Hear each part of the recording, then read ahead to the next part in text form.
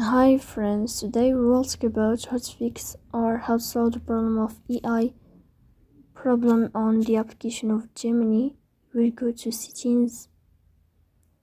In this page we go to apps, default apps, app settings. On above you will search about Gemini and you will click here.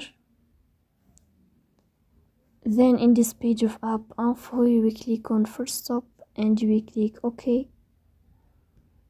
Here you will enter to the window of storage. Then we click on clear cache, but pay attention, don't click clear data because that can delete your account. Here you can turn off your Wi-Fi and you can wait a moment to restart your Wi-Fi again to fix that problem.